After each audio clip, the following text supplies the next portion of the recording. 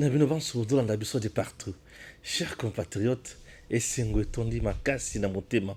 Yakolanda Makambo, Ndenge ale kolekana na Congo. Fiche ya identification ebimi. Makambo nde makambo. Fatia lobi eloko moko oyo bomi mboka. Pe ya pesi princesse Adèle Kainda na raison. Avant d'ici banguna ya Congo na se Félix Antoine Tshisekedi Tshilombo. Une première dans l'histoire, un gouverneur, liboso ya bana na ye. Bana baye kufunda papa. Bana bafundi papa. Balobi, papa azonyo ko la biso awa. Mokonzi alobi, ok. Yo ali représentant na ngai awa. Yeba makambo ali kosala. Congrès ya badongolo miso batu oyo bayina Congo. Nakolakisa bino ba photo ya bato bayina Congo. Na misala na bango. Pe bokolanda video ya bana ya batu oyo bayina Congo. Boyo kalolenge na bango, chers compatriotes. Mikolo yo nganga nazo sala obe kaka musala moko. Kolakisa bino degré ya ndenge tobomi mboka. Biso peuple nde mutu tozo boma mboka. Mais tozo yeba te.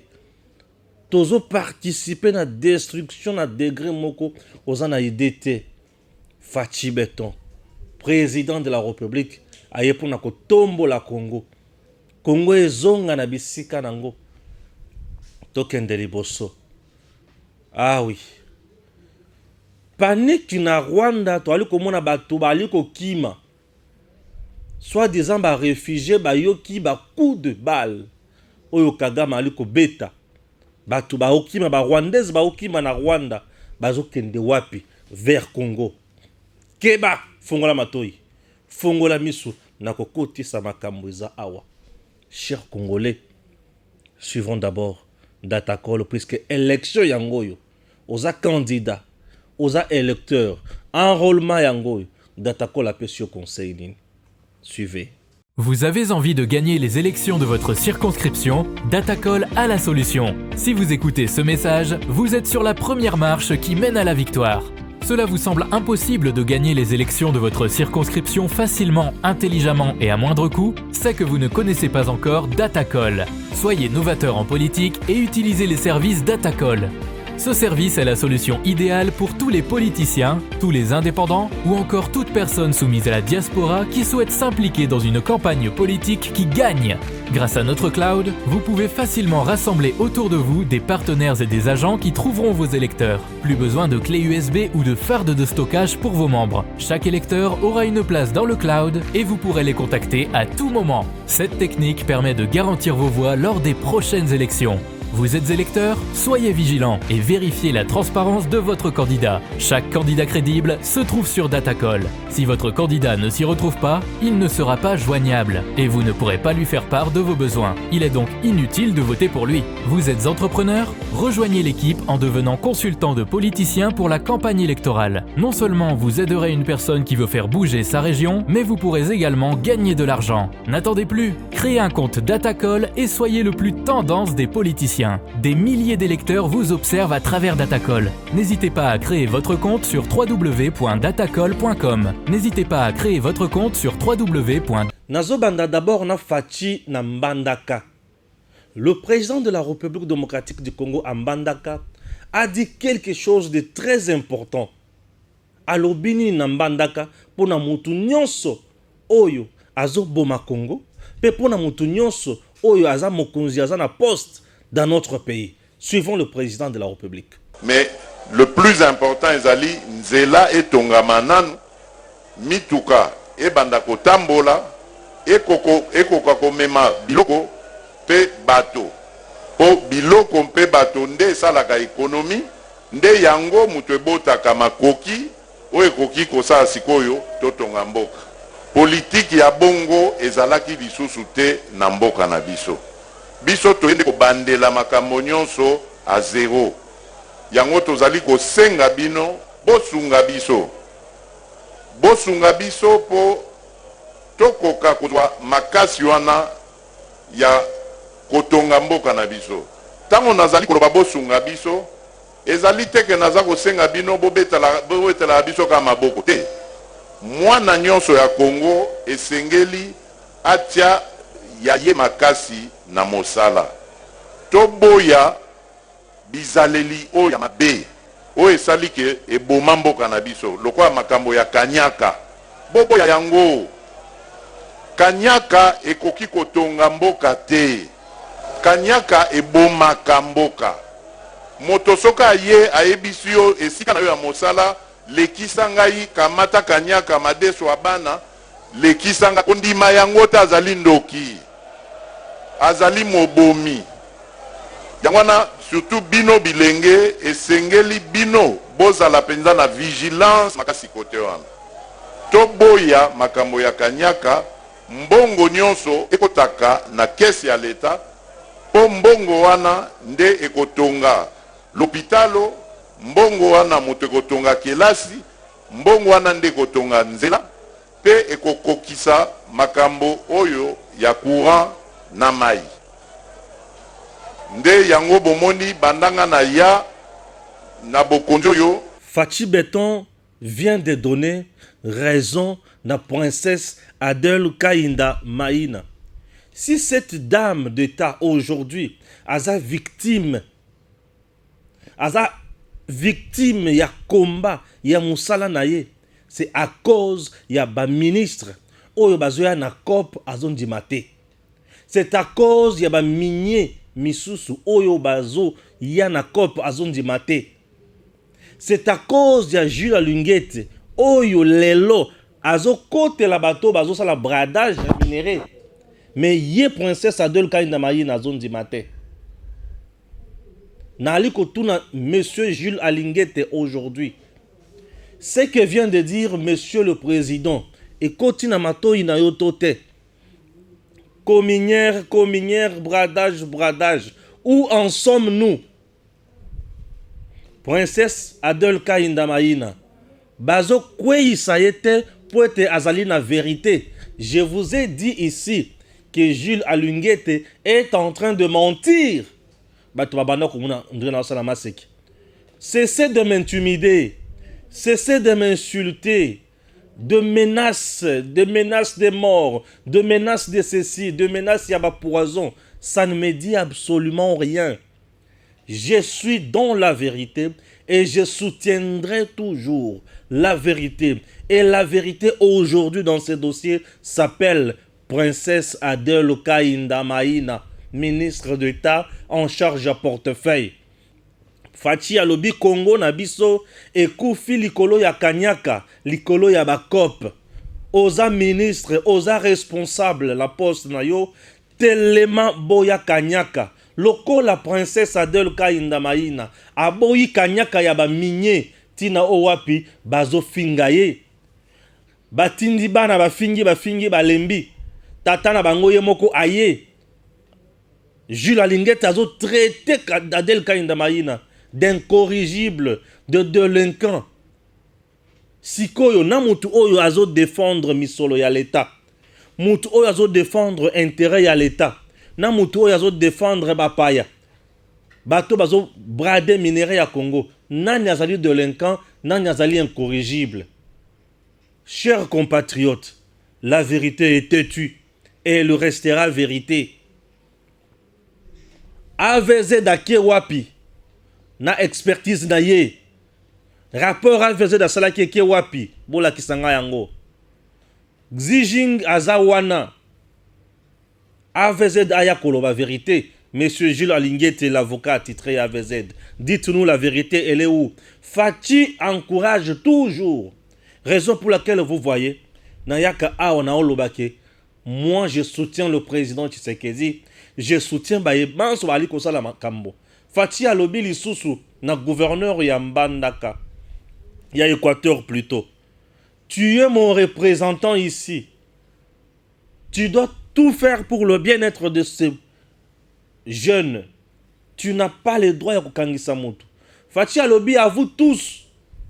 Oza jeune, oza liki po na ngai. Ngai ndenge na zabo na liki ya Fachi. Moto simba nga zate. Papa na yebisa o makambo. Fachi nga na zane sengo makasi. bolanda na no Fachi ndenge azoloba na gouverneur ya Équateur. Bon, eyokani malamu likambo lobby na lingina loba na papa gouverneur Boye. Papa gouverneur. Excellence. Yaka telemao. Oyebi que na constitution na biso yo ozali lokola représentant na ngai awa na province Équateur. Ngai na beti sakabatu te, na kangi sakabatu te. Na lingi koyoka te que représentant o ya ngai, c'est-à-dire o azali kosala na place na ngai asala makambo ya motindo na wana tokoyoka na tamu kete. Ata moto atongi yo, ata moto afingi yo, funda ye batrino ezali soki afingi a dénigrer yo, a longoli dignité na miso abatu, ozali pe moto oza na droit ya respect. Kende na makambo na tribunal bakoka okata yango, mais komisa la justice yo moko te. Pardon. Et puis kolinga kotutanisa bilenge te.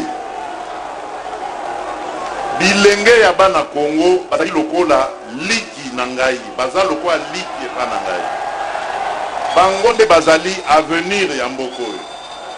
Soki tobandi kolakisa bango makambo ya koyina na kobundaka entre bango, Congo eza na avenir ya malonga te.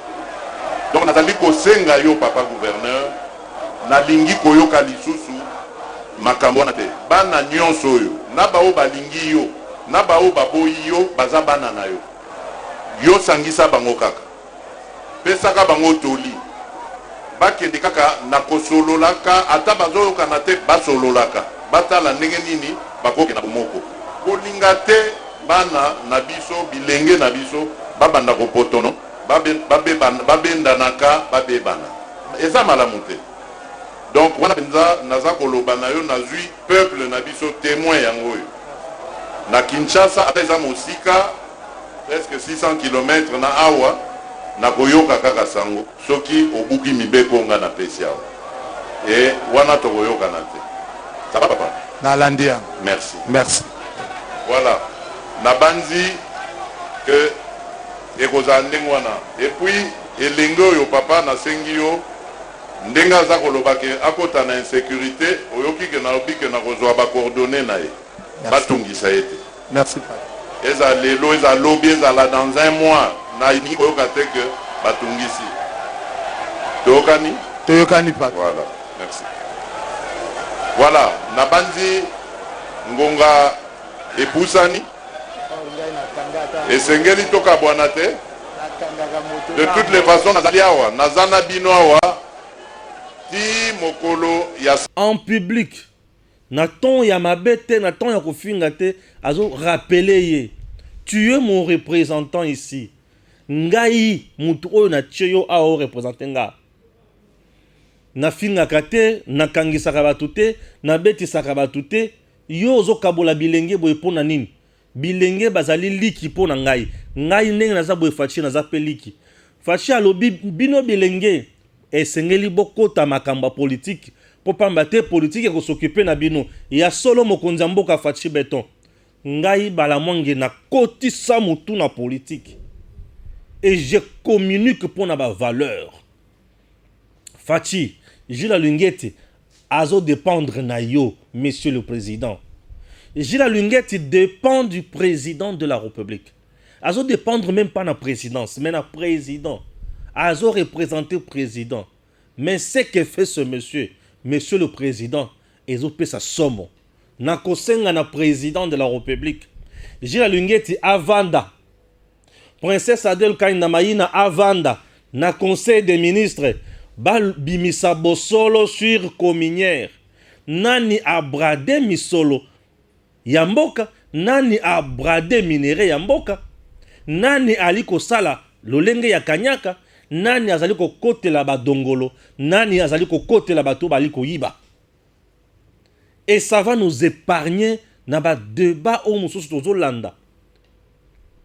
Gilles Alungete, président de la République, azali chef de service, mais à comment Zambé Fachi nazo funda Gilles Alungete. Papa, na mukuse longola tata oyo. Ba longola tata oyo, ba rapport na ye nyonso ekomi na lukuta ebele la kati. Objectif salir ba ministre. Uta de la vanda na Gilles Alungete fara. Azongisa ye na nzela, atikala obe na kanda na motema e. Pour Fachi azan Équateur, biso nyonso tolo obe lingala Équateur. Pour Équateur na biso ndenge moko. Papa atikala obe na kanda na motema e. Pour bazongisa ye na nzela. Eloko ezo sala ke Adel azala toujours attaqué eza po place azali eza bisika ba mafia balingaka mingi. Ministre d'État en charge à portefeuille. Les entreprises nyonso ya l'État na maboko na ye. Ozo ya azotala yo. Lokola za na rigueur. Yango bazo bundisa ye. Bazo kende ko bundisa ye les sous sur le plan politique. Mais ils n'ont même pas raison sur le plan politique. Vous savez pourquoi? Sur le plan politique, bikamu ici oyo Adel Kainda maina zo sala sur le plan politique ezo lekela bango. Neti na 2023 2022 oyo. Eza na acteur politique mon côté na Congo oyo a sali ba action koleka princesse Adel Kainda maina. Je vous dis, les gens pensent que na osalama c'est que, chers compatriotes, je ne fais pas l'information ici, je fais la communication. Na ola kisabino ya solo makamomoto na sali. Princesse Adel. Na so yebisabino ya solo makamomoto na sali. Gims lokumu ayebi makamota mama wana sali. Maman on a d'abord ayaka na bureau à la mouki na 4h-11. 5h11 azana bureau. 5h11. De 5h11 kino 16h11 azana bureau. Asali musala journée mobimba. En dehors de ça, alobi musala ya bureau c'est bien. En dehors ya musala ya bureau, naza quand même politique, je dois soutenir mon pays. Les lobbies soyo to komi na elonga makasi sur le plan diplomatique.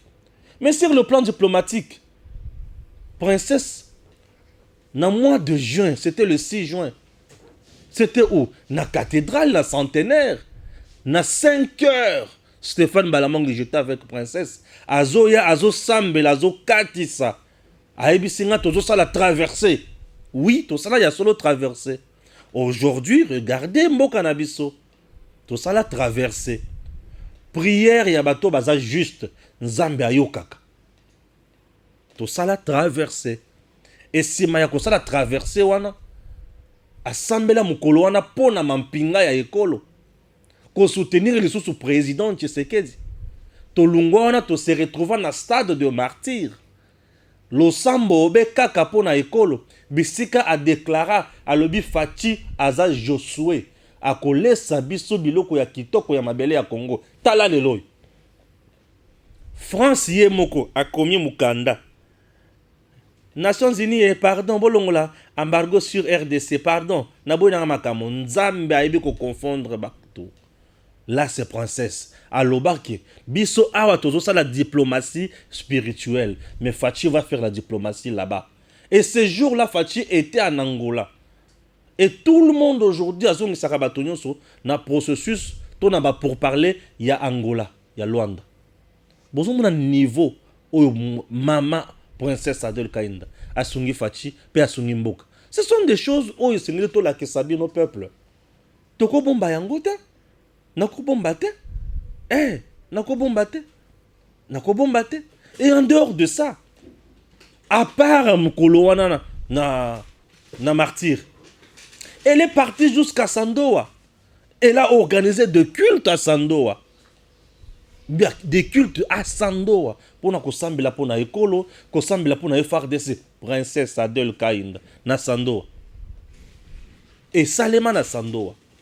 Alungwa na Sandoa ayeko zong awa le 14 novembre récemment. Mokolo cameraman a biso expérimenté kuto zo passe makase na lokolo Gims Lokum.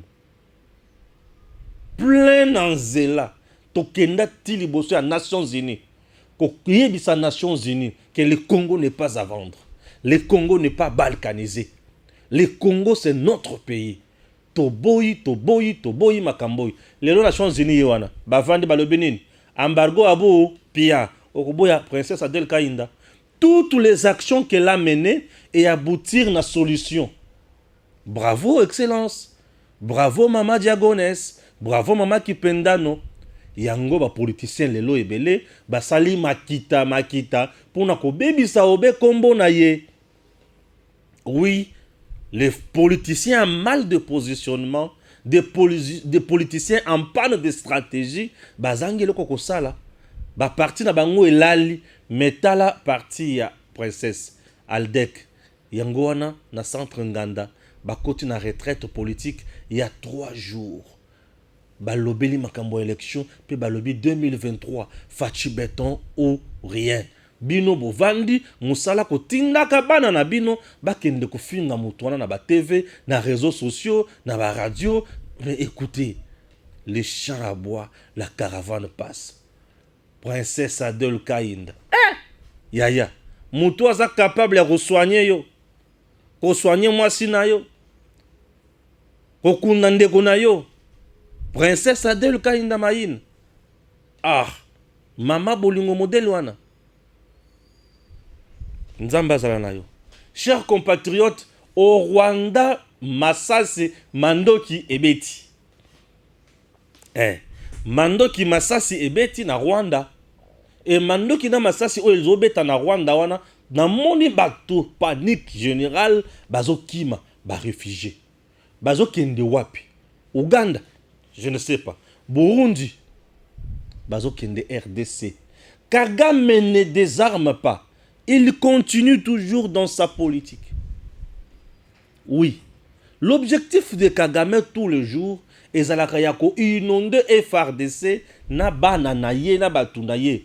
Que les Congolais de père et de mère basila acha batunaye na kata FRDC et belé azwa possession armée. Pour ce qui mutu azu possession armée na biso na batunaye belé. Suka tokosuka wapi. Ça aurait mieux comme mangoti na 1. Ça va nous aider. Suka tokosuka nango wapi. C'est ça Kagame. Kagame aujourd'hui ne désarme pas.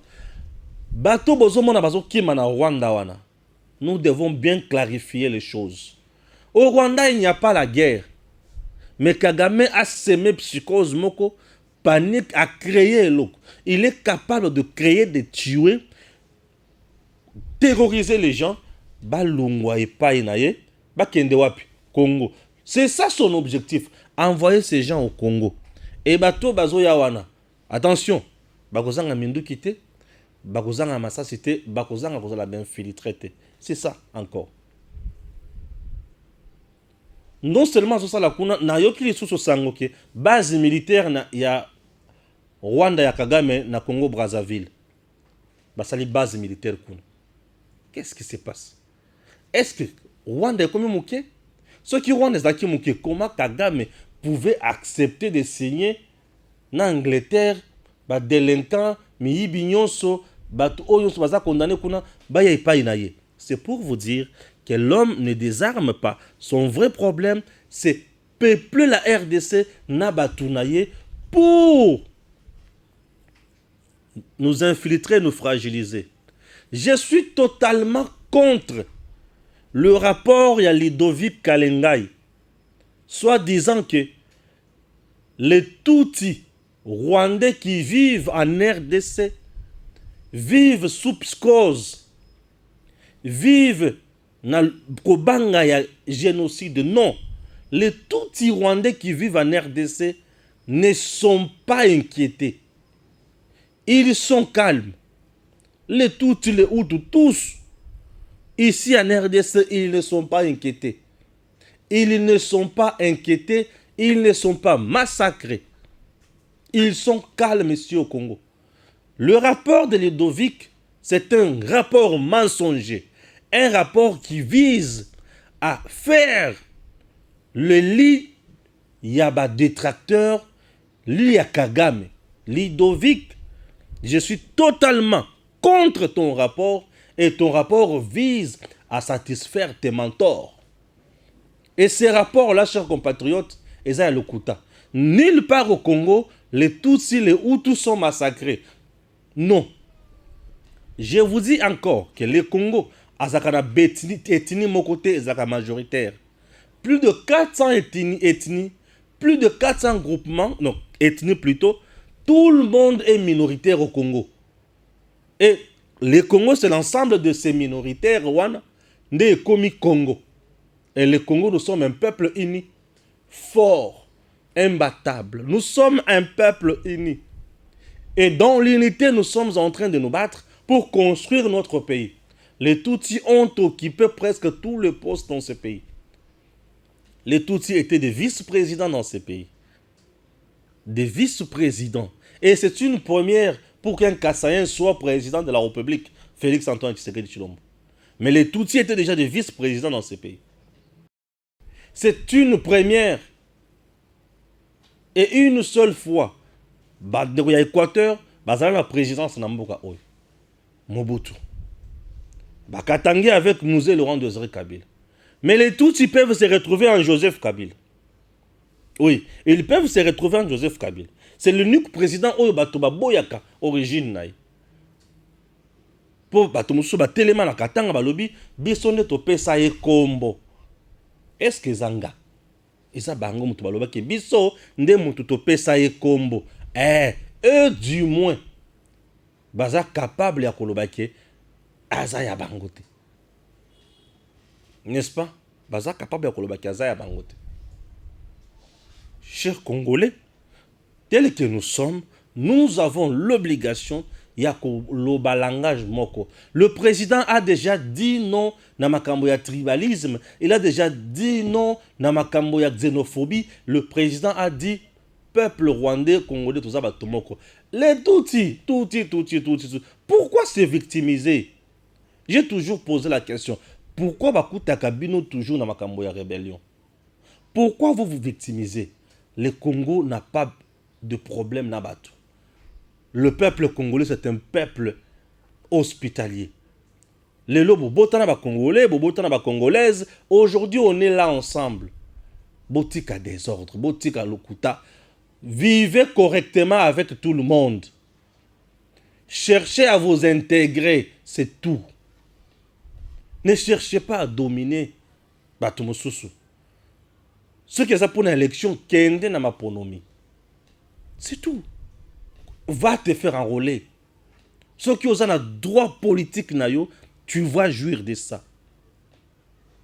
Tu vas jouir de ça. Le coup là-bas, c'est ma nationalité congolaise, c'est fini. Vous êtes des Congolais, vous jouissez d'un droit politique, Nabino. Allez vous faire enrôler. Vous se faire voter. Travaillons pour l'intérêt du pays. Bisso. Bazo, génocide contre les Tutsis congolais. Ludovic, tu penses quoi? Oh, mais l'Arabie Ronine. Je l'ai reçu ici, Ludovic Kalengai.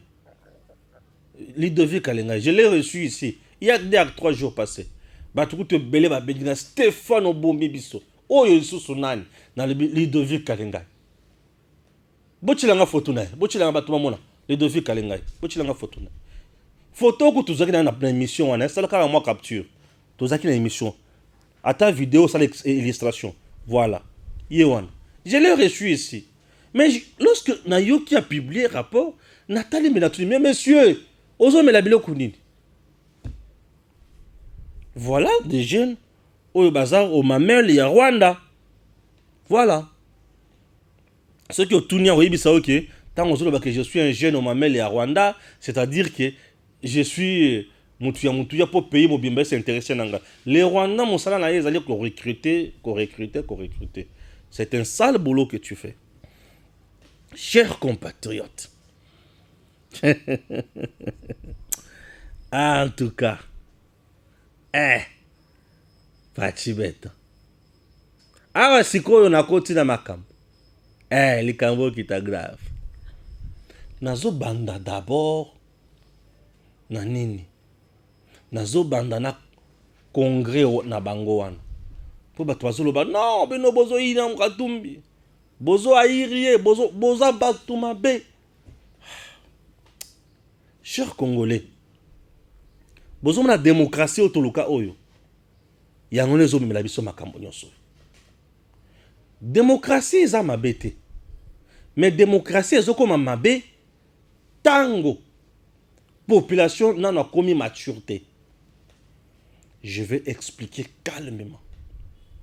Démocratie eza mabe te.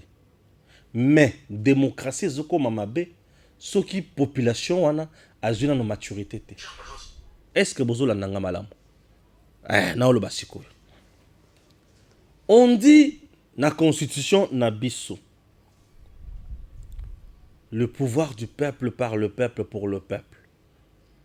Pouvoir oyo eutaka na mboka na biso eza pouvoir ezouta na urne na maponami.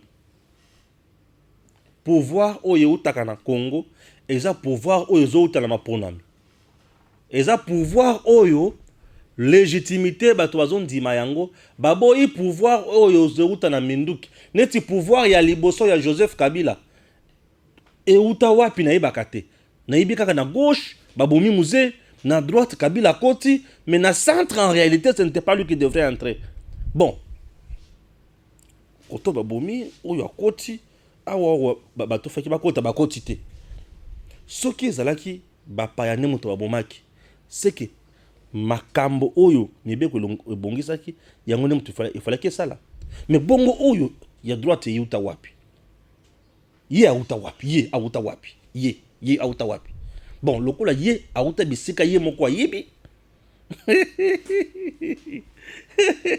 Na uti kolobaki awa babomi awa mibeko ye. Bongo ye auta wapi pour assoter mibeko aya kovanda. Pardon, Mad, je n'ai rien dit. Fachi a dit le peuple doit s'intéresser à la politique. Le jeune doit s'intéresser à la politique. Papa, jeune, Balamwange, je m'intéresse. Ah, Fachi Beto Elengia Congo. Bande ko balanti.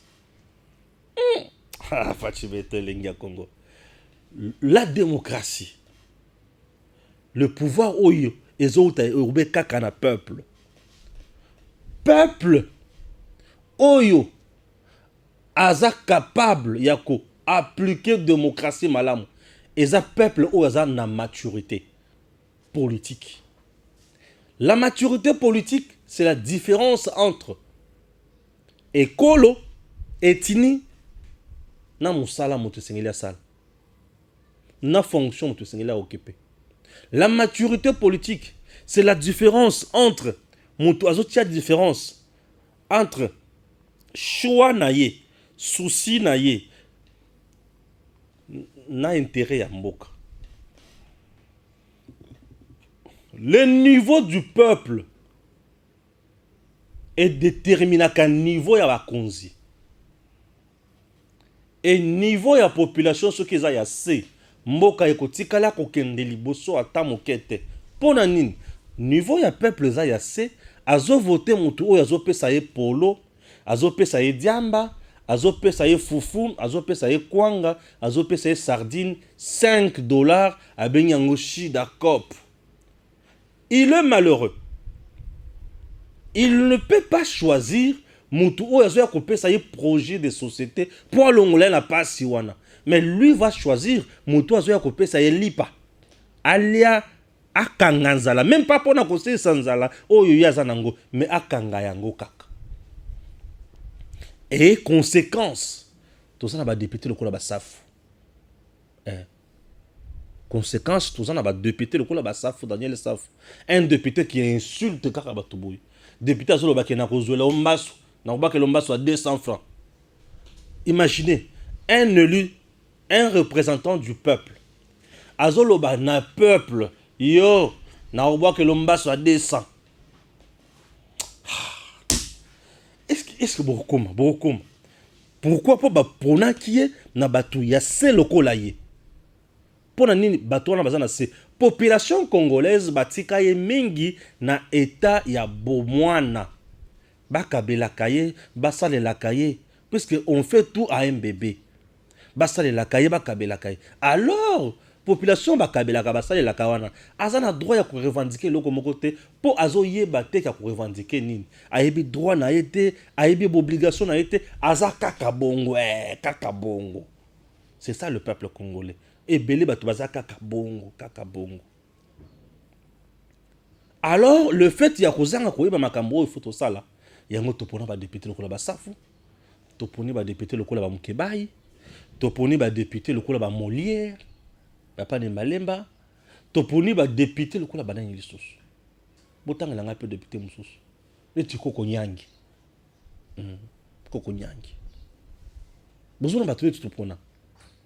Et ces gens bazo refléter niveau na biso. Or, un peuple outillé, informé, a kopona batu selon besoin na ye na pasi na ye. Alors, le coup là, tout ça la berreur wana yokasiko.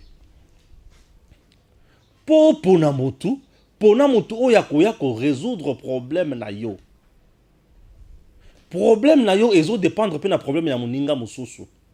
Société na biso ezalaka na ba problème. Et les problèmes de notre société ezali liés na nini? Kozanga bansela ya malamu. Kozanga bilanga. Kozanga ba transport. Kozanga courant. Kozanga mai. Kozanga construction urbanistique. Construction moderne. Kozanga ba quartier ya bien. Kozanga pesika ya malamu. Kozanga condition nyonso ya malamu pona ko vivre. Et ba condition wana nani akoki ko résoudre yango? Batu bakoki ko résoudre ba condition nyonso to vivaka wana ya mabe ezalaka gouvernement na président de la République. Et gouvernement na président de la République eza composé na ba ministre. Et président azali président to potakaye. Tango ko voter président oyo aza capable ya kosala makambo wana te ensemble na gouvernement okozala kaka na pasi. Ça c'est de 1. Et batu wana tango basala ka musala banani ba contrôlaka bango ba députés nationaux. Député national à contrôler la ministre. Si vous avez député national local SAF coopérant, Molendo, nana mention na yo. Ce que tu as l'arté, mention, vous allez activer. À niveau. Molendo, j'ai des problèmes, excellence, il faut prendre un bon. Yé Azawana, il oublie qu'il est payé. Mais azo salama kambo kaka pona libomunaye. Et toi peuple, ce monsieur là ne te défendra jamais. Congo zokufa modèle wana. Population qui n'a une élection en 2006 a voté Joseph Kabila comme président. Suite, l'entreprise n'y sur l'état et koufi. Population a zangi musala. Conséquence, à Tongi Université à Tamokote, population zakana passi. Conséquence, Atiki Congo, toujours na état brut, a Tongi Ataba cité mon côté. Lelo, on a plus de 100 et quelques personnes. Ba koufi, na ba construction anarchique. Délaissés par leur triste sort. Kabila bisika vandaka maye, kotika jamais kokota nanda konaye. Comprendre. Population a Kenya en 2006 a voté Kabila. De 2006, Kino lelo, Kabila sala elo comme voté pour na Congo nabiso. Bon, responsabilité à la population. Tango koki, bozo kende ko sala enrôlement. Tango boko sala enrôlement, ozo na carte d'électeur na yo. Vanda banda kolanda bala mwangi, na la kisayo makambo. Aujourd'hui, nous sommes un peuple qui ne sait rien prendre, qui ne sait rien obliger. Tout ça peuple yandengeni. To yebi ko défendre le côté, to yebi ko exiger pété. Ozana courante, courango, c'est la mboko. Non! Organise une manifestation pour demander le courant. C'est ton droit. Yozo fin a fait, c'est nelo, yibi. C'est la population. Tout ça peuple yandengeni. Et le baboke, oh, peuple yandengeni. Lipa e matine sika okende ko telema olobake e matine ndengeni. Yoza konate, Kanga journée, tout le monde mikolo. Nous sommes toujours un peuple qui se plaint. Non mais, il faut savoir défendre droit na yo. Transport Mikolo passe. Oh, qu'est-ce que tu fais après? Tu pleurniches, tu ne fais rien, tu n'auras rien. Oui. On a moni mukunzale ki na jeep. Entre temps, bino bozana 207 ya mulunge. Reste à Zochabino Makelele. abeti demi-terrain. Transport, il y a trajet à 1000 francs, il y a 1500. Mon on a assez avant au matin. Au boy, vandi au tikali na arrêt. Qu'est-ce qu'on a si manabino? Ouais. Nini o mokonzazo ya rolek. Wana biso bino bozana mutuka. Ban d'abord ils ont coincé bino na makolo botali. Bolebe oh banane soso oh ministre songolo to pakala. Ndoki akufa ta kokufa. Akokufa te. Yonde okobuka na makolo bisiko za. Dénonce, parle, c'est ton droit. Toko ma peuple oya ayebi makambo pe azo exiger yango. C'est ce qui tue au Congo. Ndebo moni sikoyo lelo lokola bayebi que tozaka peuple mon bobé katumba lobi akozapa président.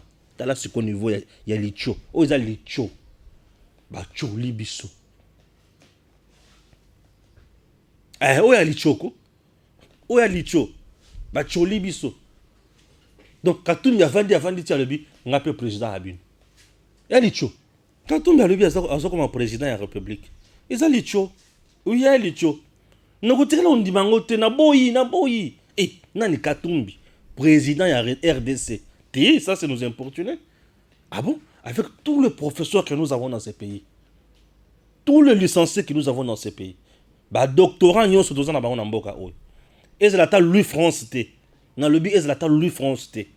C'est un frère intelligent, lui France. Oui. Ezalata lui France T. Aloba qui a candidat président de la République. Nakotala non, c'est un jeune courageux. Oui, président de la République, lui France. Je vais soutenir. Mais Katumbi. Katumbi. Amélinine. Et il va devenir président de la République. Ce n'est pas pour nous servir, mais c'est pour devenir un homme fort. Tout commerçant, tout trafiquant, azalaka na posa, soki aza mokonzité, azalana baninga na yeba konzi. Oui, c'est un principe. Bobi ponani. Aza commerçant. Aza na baninga na yeba konzi. Il faut kokima taxe, kokima impôt. Nani akendaka kotuna Kabila biloko na yeke efuti te. Nani abanda kotuna Zoé na mboka oyo ke ofuti te. Nani abanda kotuna Egal na Olive Lembe na mboka oyo ofuti te. Nani baninga na bango nyonso nani akotuna bango bayibi wana muninga na ma Olive kabundengi wana muninga Zoé aboka bundengi wana batu bakima batu batosa tout trafiquant tout commerçant lingaka bongo et lorsque un dirigeant est commerçant, il y a déjà conflit d'intérêts. Parce que dans le même domaine où ils ont exercé, l'État peut exercer dans Katikuna. Conséquence, il y a l'État, il y a Kokufa, il y a Yekotombwama. Il y a un moment où il y a port oignon, ce Koufi, Biloko Kabila et Tombwami. Bon, il y a supermarché à l'État na Congo, et Zalakate, mais il y a Kabila et Zali. Bon, il y a entreprise, il y a l'État, et Koufa, il y a Kabila et Zali. Conflit d'intérêts. Et Katumbi, c'est un commerçant. Quand tu le fus gouverneur, il y a grand Katanga avant démembrement territorial, l'homme était commerçant dans tout et pour tout. Conséquence, la plupart des hommes d'affaires, il y a Katanga à l'époque, Bakweya, a exigé Batwebele, Bakoma ba sponsor, il y a Mazembe. Je demande à Isama Dieu Mukendi, mon chauffeur, Isama, est-ce que ba sponsor nyon so banda kolata na nzoto Mazembe na Bavarez, bazaka lisusu? Natango oyo Katumbi azalaka gouverneur ba sponsor bazalaka. Il exigeait na ba entreprise nyonso ba futaka ba somba ba billets, ba pesi bino 200 billets ou 1000 billets. Vous devez envoyer l'argent et pas ya Katumbi. Soki boboyi boya na match, boya te bo futa ndembongo ya billets. Soki boboyi balandeli bino, c'était ça Katumbi. Et vous voulez un type pareil. Azala président, il y a Congo Oyanga. Mais vous allez vivre ailleurs. Je n'accepterai jamais ça. Je n'accepterai jamais. Tous les jours, je parlerai de ça. Non, nous devons dire non à certaines choses. Nous devons s'abinoter. C'est un monsieur pareil. Ndebozo Lukaza, le président Lambidon. Mais vous vous trompez ou quoi? Mais écoutez, Bokani Sidini, Bozo Bleke Bokomi Wapi. Bozo Salanine. Bozo vraiment na Congo? Non, vous n'êtes pas au Congo, vous ne maîtrisez pas les réalités du Congo. Maintenant sikoyo nazosala bino exercice ya bato Katumbi azana bango. Beaucoup comprendre qui est qui aux côtés de Katumbi et finalité Rosalanine. C'est parti avec Gims. Voilà sur cette photo. Ici vous avez Kamitatu et Madame Ki Munongo. N'est-ce pas? Voilà. Kamitatu qui est sur cette photo, Moussala na Isaka Kofinga Bato. Madame Munongo Oyo Aza Awa, elle a insulté les Kassaïens ici. Vous vous souvenez? Alobanine, Bokende Kotonga et Panabino. N'est-ce pas? Oui, Madame Munongo que vous voyez là. Alors, Bokende Kotonga et Panabino, Bolia Kamboua, c'est une culture où Batumsuso Balingakate. T'as là déjà niveau ya Batu Oyo Bazalakana parti ensemble. Et à l'époque, Katumbi n'a jamais dénoncé ça et Katumbi n'a jamais condamné Makambouana. C'est-à-dire, c'est le point de vue que Katumbi partage. Lokola Katumbi a partagé le point de vue lokola Oyo. Et c'est impossible Katumbi a le président Oyo a prôné unité à la tête de l'État. Alors, pour éviter Makamonion Soyo, Bote Yama, Boyeba Nini, Sengele Bosala, Toke Balabatu Nini Tokopona. Pambate Tokosala Buzoba Yakoleka. Merci.